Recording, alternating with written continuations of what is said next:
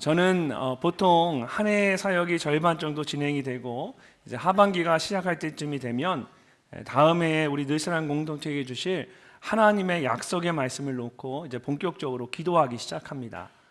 성경 말씀을 읽을 때나 또 묵상할 때마다 하나님께서 우리 공동체를 위해 주실 약속의 말씀을 기대하면서 더욱 간절히 말씀을 대하곤 합니다. 올 한 해도 동일한 마음으로 이제 하나님께서 주실 그런 약속의 말씀을 기대하면서 말씀을 읽고 묵상하기 시작했습니다. 그러면서 제 마음 가운데 감동이 되는 몇 개의 말씀들이 있었습니다. 그런데 이상하게도 개인적으로는 은혜가 되고 주시는 감동도 있는데 이 말씀이 우리 공동체를 향한 하나님의 약속의 말씀이다라는 그런 분명한 확신은 들지 않는 겁니다. 그러면서 7월, 8월, 9월이 지나갔습니다. 그리고 블레싱 아시아 사역이 시작이 되었습니다.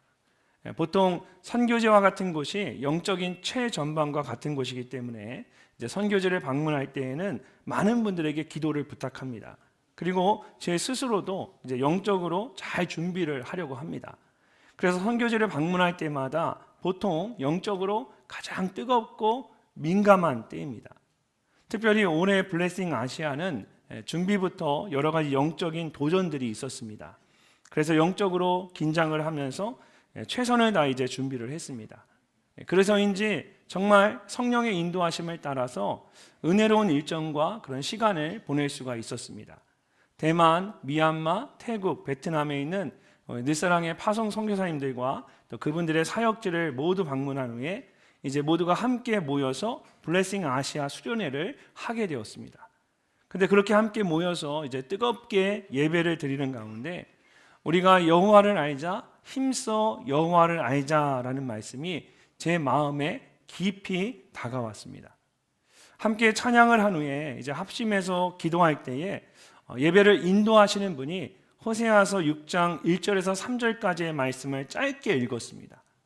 그 당시에 생명의 삶 말씀 묵상 본문이 호세아서였기 때문에 저도 이제 동일한 말씀을 묵상하고 있었는데 그 순간에 선포되는 그 말씀이 저에게 우리 공동체를 향한 하나님의 말씀으로 다가온 겁니다. 사실 여호와를 알자라는 말씀보다 가장 먼저 나오는 여호와께로 돌아가자라는 말씀이 우리에게는 훨씬 더 익숙하고 잘 알려진 말씀입니다. 그런데 그 말씀이 아니라 중간에 선포되는 여호와를 알자, 힘써 여호와를 알자라는 이 말씀이 한순간에 하나님의 말씀으로 제 마음에 강하게 임하게 된 겁니다. 그 순간에 성령의 역사하심이 얼마나 강력했으면 이제 기도하고 예배를 마친 후에도 제 안에 영적인 그런 떨림이 멈추지 않았습니다. 그래서 개인 숙소로 돌아가서 그 말씀을 다시 깊이 묵상하게 되었습니다. 그러면서 왜 하나님께서 이 말씀을 주시는지는 분명하게 이해가 되지는 않았지만 이것이 우리 늘사랑 공동체를 향한 2025년 하나님의 약속의 말씀이라는 그런 확신이 제 마음에서 떠나지가 않았습니다. 그리고 교회로 돌아와서 10월, 11월, 12월 계속해서 이 말씀을 가지고 기도하며 묵상하는 가운데 하나님께서는 제가 이전에 깊이 보지 못했던 것들을 보게 하셨습니다. 우리 교회 안에 있는 성도들과 가정들이 가지고 있는 연약한 모습들과 아픈 상처들이었습니다. 매주 함께 모여서 은혜로운 예배를 드려서 미처 잘 보지 못했던 성도들 개개인의 삶을 좀 더 깊이 보도록 성령님이 제 마음을, 제 눈을 이끄셨습니다. 겉으로 보여지는 것과는 달리 그 속에 각자가 가지고 있는 여러 가지 연약함들이 있었습니다. 은밀하게 감춰져 있는 죄의 문제, 쉽게 뿌리치지 못하는 세상에 대한 욕심들, 부모와 자녀, 그리고 남편과 아내와 같은 관계 가운데 있는 상처들, 그렇게 찢겨진 몸과 마음으로 아파하는 성도들과 또 무너져 내리는 가정들의 모습을 보면서 정말 우리 늘사랑 공동체에게 지금 이 순간 꼭 필요한 것이 무엇인가를 생각하게 되었습니다. 그것은 바로 여호와를 힘써 아는 것이었습니다. 몇 주 전 내년 사역을 준비하면서 우리 교육자들과 함께 이 말씀을 함께 나누었습니다. 이 말씀을 함께 나누는 가운데 제 안에 또 그때 받았던 그 감동이 성령의 내 영의 떨림이 있었습니다. 그러면서 제 안에 하나님이 우리 공동체에게 정말 이 말씀을 원하시는구나 라는 확신을 갖게 되었습니다. 그런데 정말로 올해 연말이 다가오면서 우리 교회 공동체뿐만 아니라 우리나라가, 이 나라와 이 민족이, 온 열방이 정말 힘들어하고 어려워하는 이 모습들을 보면서 우리 교회와 우리의 가정과 우리의 삶뿐만 아니라 이 나라 이 민족에게, 우리 모두에게 무엇이 필요한가 생각했을 때 정말 하나님은 정확하게 이 모든 걸 아시고 저의 마음 가운데 감동으로 여호와를 힘써 알자라는 말씀을 주셨습니다. 오늘 우리에게 가장 필요한 것은 다른 어떤 것이 아니라 여호와를 힘써 아는 것입니다. 우리가 함께 모여서 은혜로운 예배를 드리는 것도 중요합니다. 지역과 이웃을 섬기고 다음 세대에게 정성을 다하는 것도 정말 중요합니다. 그러나 지금 이 순간에 우리 모두에게 가장 중요한 것은 신앙의 기본으로 돌아가서 여호와를 힘써 아는 것입니다. 그래야만 진정으로 내가 살고 나의 가정이 살고 이 나라와 이 민족이 다시 살아날 수 있기 때문입니다. 2025년 여호와를 힘써 알게 하소서라는 약속의 말씀과 함께 하나님이 저에게 주신 감동과 확신은 우리 한 사람 한 사람과 가정의 진정한 회복이었습니다. 왜 우리가 여호와를 힘써 알아야 하는가? 깊이 생각하고 기도하고 묵상할 때 하나님이 제게 주신 확신은 여호와를 힘써 알아야만 너의 삶이 회복되고 너의 가정이 살아나고 너의 교회가 이 나라와 민족이 회복될 수 있다라는 확신을 저에게 주셨습니다. 하나님께서 여호와를 힘써 알게 하소서라는 약속의 말씀을 통해 2025년 올 한 해 동안 우리 늘사랑의 모든 성도들과 가정들마다 하나님께서 이끄시는 진정한 회복을 경험하게 하실 줄로 믿습니다. 그렇다면 이런 진정한 회복은 구체적으로 어떻게 이루어지는 것일까요? 가장 먼저 하나님께서 이끄시는 진정한 회복은 여호와께 돌아가는 진정한 회개로부터 시작이 됩니다. 진정한 회개로부터. 자, 1절 말씀을 함께 읽어보겠습니다. 오라, 우리가 여호와께로 돌아가자. 여호와께서 우리를 찢으셨으나 도로 낫게 하실 것이요 우리를 치셨으나 싸매어 주실 것임이라. 아멘. 호세아서는 북이스라엘과 남유다에 대한 변함없는 하나님의 사랑과 회복에 대한 말씀입니다. 특별히 호세아가 선지자로 활동했던 때는 북이스라엘이 멸망하는 마지막 시기였습니다. 당시에 북이스라엘과 남유다는 가늠한 여인처럼 하나님을 버리고 바알과 우상을 숭배하는 죄 가운데 빠져 있었습니다. 하나님께서 여러 선지자들을 통하여서 계속해서 경고했음에도 불구하고 그들은 그러한 죄로부터 돌이킬 생각을 하지 않았습니다. 그래서 바로 앞에 5장 14절을 보면 하나님께서 그들에게 이렇게 말씀하십니다. 내가 에브라임에게는 사자 같고 유다 족속에게는 젊은 사자 같으니 바로 내가 움켜갈지라 내가 탈취하여 갈지라도 건져낼 자가 없으리라. 에브라임은 북이스라엘을 말하는 것입니다. 하나님께서 성난 사자와 같이 무섭게 북이스라엘과 남유다를 치시고 그들을 찢으실 겁니다. 문제는 그렇게 해도 그럼 하나님의 진노와 심판에서 그들을 건져낼 수 있는 사람이 아무도 없다라는 겁니다. 그렇다면 그들이 이 두렵고 무서운 하나님의 심판에서 벗어나기 위해서는 어떻게 해야 할까요? 방금 읽은 1절 말씀을 보면 호세아 선지자는 가장 먼저 오라 우리가 여호와께 돌아가자라고 말합니다. 오라 우리가 여호와께 돌아가자. 그들을 찢으신 분이 하나님이시기 때문에 그들을 낫게 하실 분도 하나님이십니다. 그들을 치신 분이 하나님이시기 때문에 그들을 싸매어 주실 분도 하나님이십니다. 오직 하나님만이 그들을 치료하시고 싸매어 주실 수 있습니다. 그렇기 때문에 여호와께로 돌아가자라고 하는 것입니다. 우리도 마찬가지입니다. 우리 안에 있는 이 상처를 치유해 주시고 우리의 아픔을 싸매어 주실 분은 오직 하나님 한 분이십니다. 진정한 회복을 경험하기를 원한다면 오라 우리가 여호와께로 돌아가자라고 말하는 것처럼 우리는 여호와께로 돌아가야 합니다. 그렇다면 여호와께로 돌아간다라는 것은 무엇을 의미할까요? 여기서 이 돌아간다라는 말은 히브리어로 슈브라는 동사입니다. 그런데 구약 성경에서 이 단어가 오늘 본문의 말씀처럼 이스라엘을 주어로 하고 여호와를 그 대상으로 할 때는 항상 진정한 회개를 의미합니다. 그러므로 여호와께 돌아가자라는 말은 여호와께 회개하자라는 뜻입니다. 진정한 회개는 단지 나의 죄를 깨닫고 감정적으로 후회하거나 뉘우치기만 하는 것이 아닙니다. 내가 죄를 행하고 있다는 것을 깨달았다면 이제 그 죄된 길에서 돌이켜서 하나님께 나아가야 합니다. 그것이 진정한 회개입니다. 그래서 여호와께 회개하자라고 말하지 않고 여호와께 돌아가자라고 말하는 것입니다. 그럴 때 하나님께서 우리의 죄를 용서해 주시고 죄로 인한 상처를 치료해 주십니다. 우리의 아픔을 싸매어 주십니다. 이처럼 죄로 인한 상처와 아픔은 오직 하나님만이 치료해 주실 수 있습니다. 그러므로 여호와께 돌아가는 것이 우리 자신을 살리는 유일한 길입니다. 그래서 2절 말씀을 보면 이렇게 말씀합니다.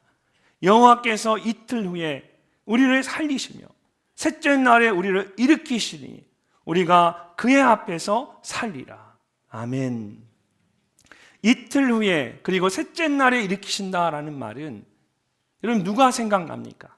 마치 십자가에 죽임을 당한 그리고 3일 만에 다시 살아나신 예수님을 떠올리게 합니다. 또한 구약 성경에서는 요나 선지자가 생각이 납니다.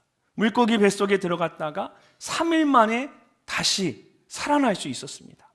하나님의 말씀에 순종하지 않고 반대로 도망치다가 풍랑이는 바다에 던져졌는데 그때 큰 물고기가 나타나서 요나를 삼키고 바다 깊은 곳으로 내려갑니다. 요나는 물고기 뱃속에서 3일 동안 자신의 죄를 회개하고 마침내 하나님께서 물고기로 하여금 그를 다시 육지에 토해내도록 하신 겁니다. 이처럼 성경에서 이 셋째 날은 다시 일으키고 회복하고 살게 하는 진정한 회복을 의미합니다. 특별히 이스라엘 사람들은 사람이 죽고 3일째가 되면 그 영혼이 완전히 떠나간다라고 생각했습니다. 그런데 그런 3일째에 다시 일으킨다라는 것은 이건 오직 하나님만이 하실 수 있는 일이다라는 것을 보여주는 것입니다. 또한 이틀 후에 셋째 날에라고 연속해서 말하는 것은 이 일이 2, 3일 만에 속히 일어날 것이고 반드시 일어날 것이라는 사실을 강조하는 겁니다. 이처럼 여호와께 돌아가면 하나님께서 죽은 지 3일째 된 사람을 다시 살리시는 것처럼 그를 살리실 뿐만 아니라 그 순간 단번에 이 일을 행하신다라는 겁니다. 혹시 여러분 안에 여전히 해결되지 못한 죄의 문제가 있으십니까? 여러분의 개인적인 삶이나 가정 가운데 진정한 치유와 회복이 필요하십니까? 그렇다면 오늘 성경이 오라 우리가 여호와께로 돌아가자라고 말씀하고 있는 것처럼 모든 죄로부터 돌아서서 하나님께로 나아가십시오. 그러면 하나님께서 여러분의 상처를 반드시 치유해 주시고 여러분의 아픔을 반드시 싸매어 주실 것입니다. 사랑하는 성도 여러분, 하나님께서 회복시키지 못하시고 다시 살리지 못하실 일은 없습니다. 오직 하나님만이 여러분으로 하여금 진정한 회복을 경험하게 하실 수 있습니다. 2025년 하나님께 나아감으로 진정한 치유와 회복을 경험하는 여러분 모두가 되시기를 주님의 이름으로 축복합니다. 두 번째로 하나님께서 이끄시는 진정한 회복을 경험하기 위해서는 여호와를 힘써하는 진정한 지식이 있어야 합니다. 자, 3절 말씀을 우리 함께 읽어보도록 하겠습니다. 그러므로 우리가 여호와를 알자. 힘써 여호와를 알자. 그의 나타나심은 새벽빛같이 어김없나니 비와 같이 땅을 적시는 늦은 비와 같이 우리에게 임하시리라 하니라. 아멘. 진정한 회복을 경험하기 위해서는 여호와께로 돌아가는 것만으로는 안 됩니다. 여호와 앞에 나아갔다면 이제 여호와를 힘써 알아야 합니다. 하나님을 알 준비가 된 것과 실제로 하나님을 아는 것은 다르기 때문입니다. 그래서 방금 읽은 말씀을 보면 그러므로라고 말하면서 여호와께 돌아가는 것과 여호와를 아는 것을 연결해서 말하고 있습니다. 무엇보다 우리가 여호와를 알자라고만 말하지 않고 다시 한번 힘써 여호와를 알자라고 강조하며 말하고 있습니다. 여기서 이 힘써라는 말은 히브리어로 나르테파라는 단어인데 뒤쫓다, 따르다라는 뜻을 가지고 있습니다. 이것은 그냥 가만히 따라가는 것이 아니라 목표를 정하고 그 목표를 향해 온 힘을 다해 적극적으로 쫓아가는 것을 의미합니다. 그래서 히브리어 원문의 의미를 살려서 번역을 하면 여호와를 알기 위하여 힘을 내어 쫓아가자 또는 여호와를 알기를 힘써 추구하자, 노력하자라는 뜻입니다. 이처럼 우리가 하나님 앞에 나아갔다고 해서 여러분 그냥 저절로 하나님을 아는 것이 아닙니다. 하나님을 알기 위해서는 우리가 계속해서 노력해야 합니다. 하나님을 알기를 힘써 추구해야 합니다. 근데 이스라엘 백성들은 이것을 너무 쉽게 생각한 겁니다. 그래서 앞에 4장 6절을 보면 하나님께서 그들을 향하여 이렇게 말씀하십니다. 내 백성이 지식이 없으므로 망하는도다. 내가 지식을 버렸으니 나도 너를 버려 내 제사장이 되지 못하게 할 것이요 내가 내 하나님의 율법을 잊었으니 나도 내 자녀들을 잊어버리리라. 이스라엘 백성들은 스스로 하나님을 잘 알고 있다라고 생각했지만 하나님께서는 그렇지 않다라는 것입니다. 그들에게 하나님을 아는 지식이 하나도 없다라고 말씀하십니다. 왜냐하면 그들에게 하나님을 알고자 하는 실제적인 삶의 모습이 없었기 때문입니다. 사랑하는 성도 여러분, 우리도 자칫 이들처럼 하나님을 잘 안다는 영적인 착각과 교만함에 빠져 있을 수 있습니다. 하나님을 아는 지식은 한 번으로 그냥 끝나는 것이 아니라 계속해서 찾고 구하고 쫓아가야 하는 것입니다. 그러므로 2025년 새해에는 새로운 마음으로 더욱더 힘써 하나님을 아는 여러분이 되시기를 바랍니다. 그렇다면 힘써 여호와를 알자라고 했을 때 여호와를 안다라는 것은 무엇을 안다는 것일까요? 무엇을 아는 것일까요? 먼저 이것은 지식적으로만 아는 것을 의미하지 않습니다. 그런 지식은 귀신들도 가지고 있습니다. 실제로 복음서를 보면 귀신 들린 사람이 예수님을 보고는 가장 먼저 알아보고 달려와서 절하며 이렇게 말합니다. 큰 소리로 부르짖어 이르되 지극히 높으신 하나님의 아들 예수여, 나와 당신이 무슨 상관이 있나이까? 원하건대 하나님 앞에 맹세하고 나를 괴롭히지 마옵소서. 예수님의 제자들도 예수님이 지극히 높으신 하나님의 아들이라는 것을 잘 알지 못했었는데 귀신은 그것을 이미 잘 알고 있었습니다. 그런데 그렇다고 해서 귀신이 하나님을 잘 안다라고 말할 수는 없습니다. 그것은 지식적으로만 아는 것이기 때문입니다. 그러므로 성경에서 하나님을 안다라는 것은 경험을 통하여 전 인격적으로 깊이 아는 것을 의미합니다.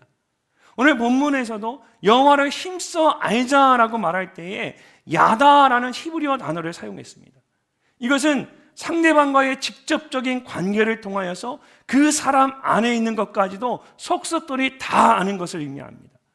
성경에서 이 단어가 가장 먼저 쓰인 것은 창세기 4장 1절에서 아담이 그의 아내 하와와 동침하매라고 말할 때입니다. 부부간의 친밀한 관계를 설명할 때 처음으로 이 단어를 사용했습니다.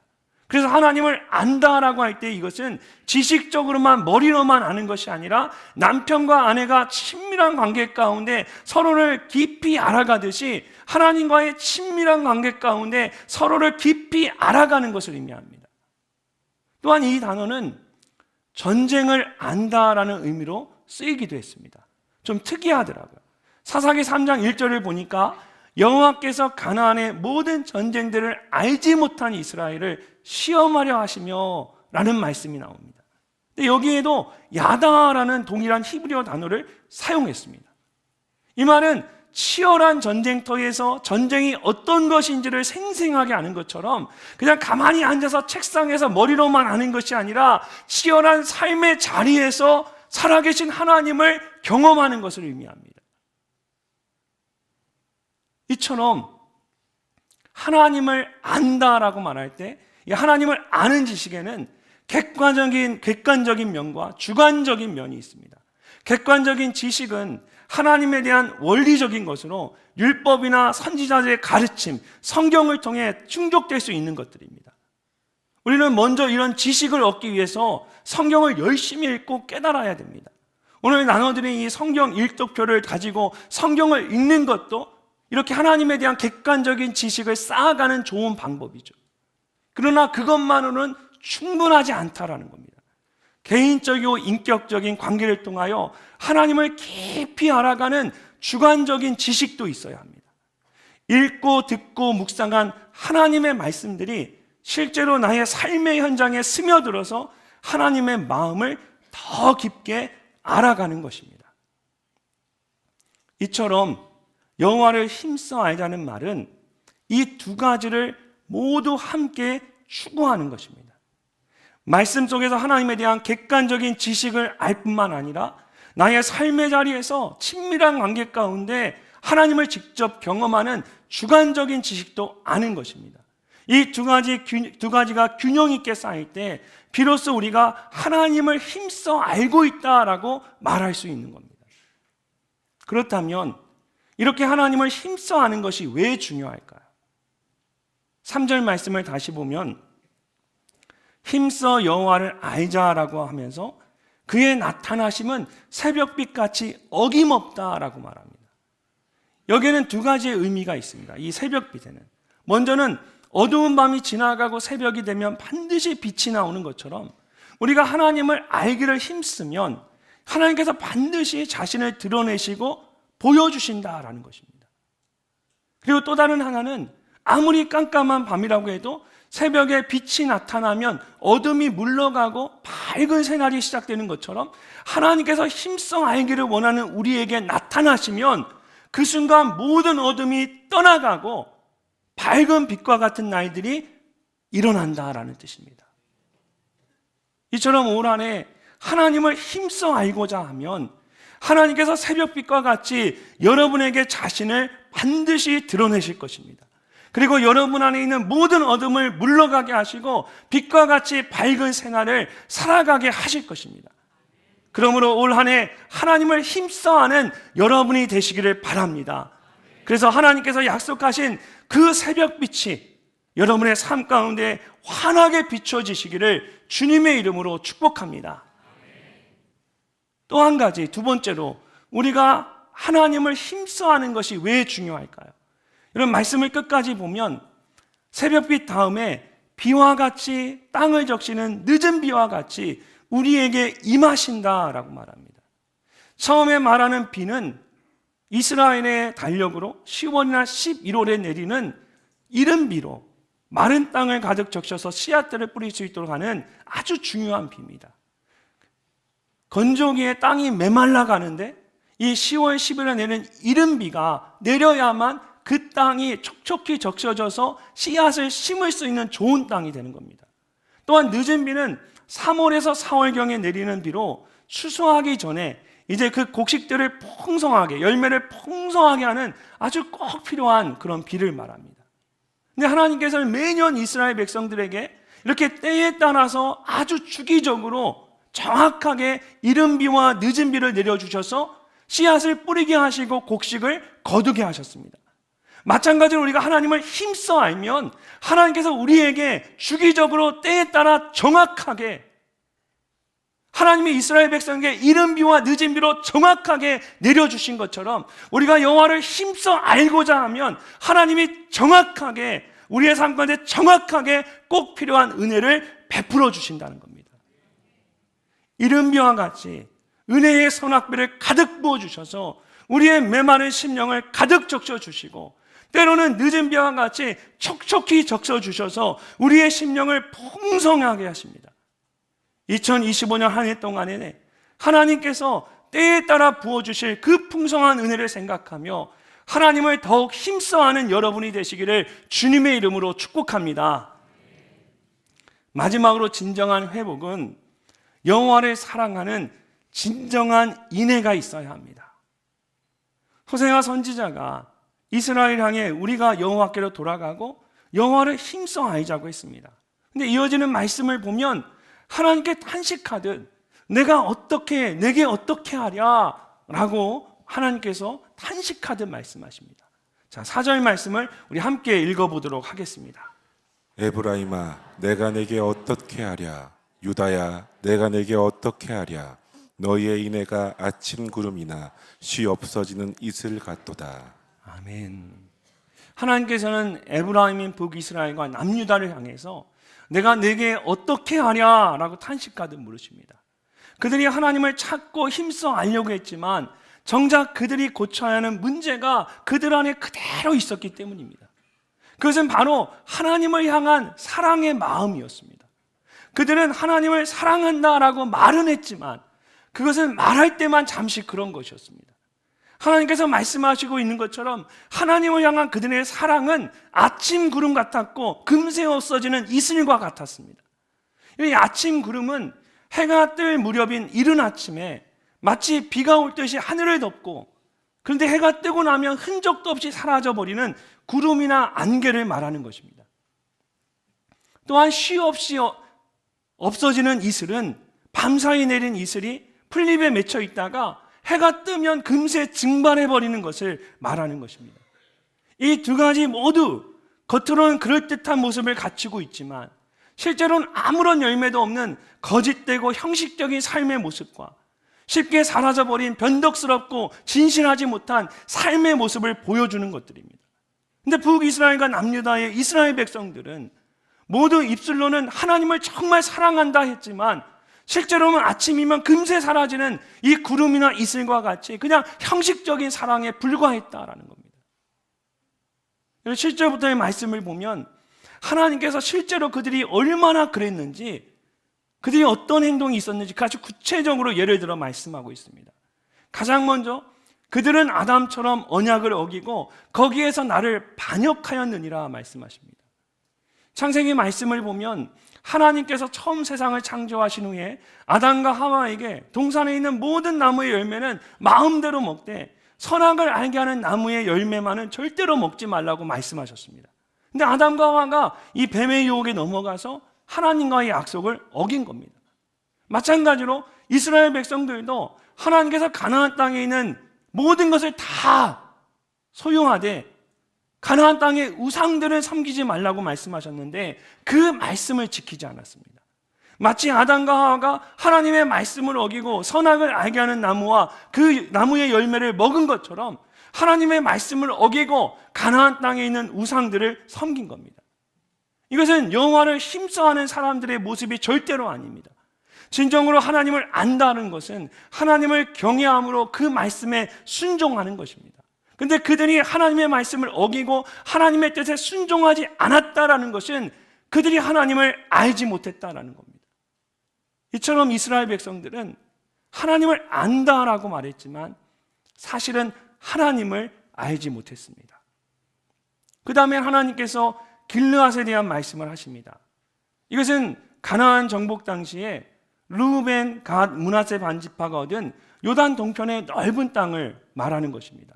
특별히 그 땅에는 길르앗 라못이라고 하는 대표적인 도피성이 있었습니다. 근데 8절 말씀을 보면 이 길르앗에 대해 이렇게 말씀합니다. 길르앗은 악을 행하는 자의 고울이라 피 발자국으로 가득 찼도다. 길르앗은 도피성이기 때문에 일단 그곳에 들어간 사람들은 아무도 해쳐서는 안 됩니다. 근데 그곳에 피 묻은 발자국이 가득했다라는 겁니다. 그러니까 마지막으로 보호받아야 그곳에 세상적인 그런 불의와 폭력이 가득했던 겁니다. 마지막으로 하나님께서는 세겜에 대한 말씀을 하십니다.